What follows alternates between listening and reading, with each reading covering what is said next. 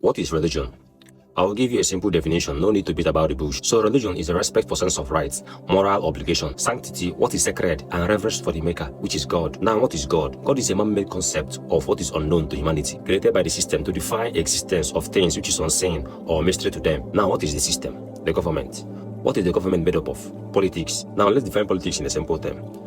Politics is a process of making decisions in groups, which involves activities like the government, the exercise of power, and allocation of resources. Now, how will such decisions be made and passed down to the global population without argument? Is simple: through religion. I know some of you might start saying, what concerns religion with politics? Which my answer is simple.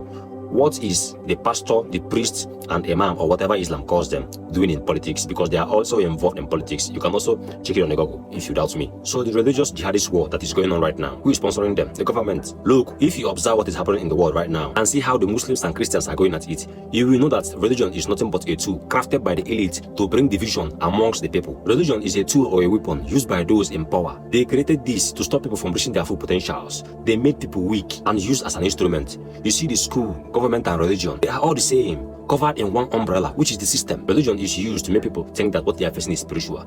It is used and twist people's brain for them not to know that the government has failed them. The government made the life of the citizens a living hell, and in return, they used religion as a shield. This has gotten to the extent that when someone is looking for a job, that person kneels and prays to the sky daddy who does not even exist. The government used religion as a strong tool to dodge their incompetence towards their citizens in the society. They told us school was the key to success, to keep our hope alive for the longest of time. Now, how many of our civil servants can be able to live life comfortably and afford 3 square meal a day without being in debt at the end of the month? And at the end of the year, they obviously have nothing to show for it. At that point, you hear them say that it is their elders in the village that is doing them, without knowing that it has been all engineered by their government for it to be like that. But because of the religious belief the system created through religion, you all think it's all spiritual without knowing that it's all man-made, carried out by your rulers. When I said school, government, and religion are all the same, I wasn't bluffing. Let me explain. In school, you pay school fees and other payment that is school affiliated. In society, you pay tax, be it phone bill, electricity bill, security bill, even water bill, and other thing that is related to public use. And who does the money go to? The government. In religion, you pay tithe,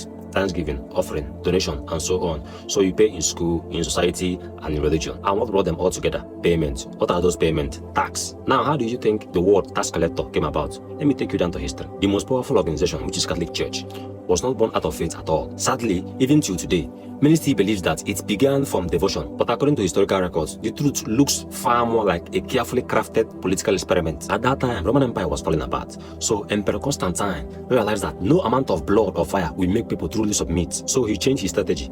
Instead of crushing faith, he decided to capitalize it or control it. In 313 AD, he legalized Christianity.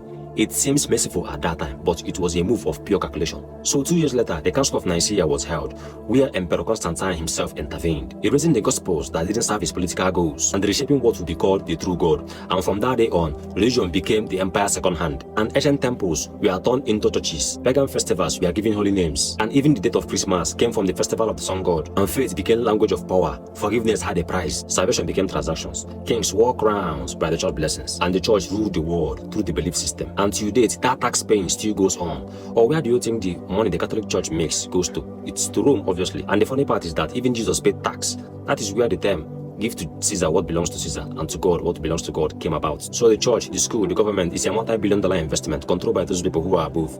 In as much as this story is interesting, I would have continued, but let me stop here.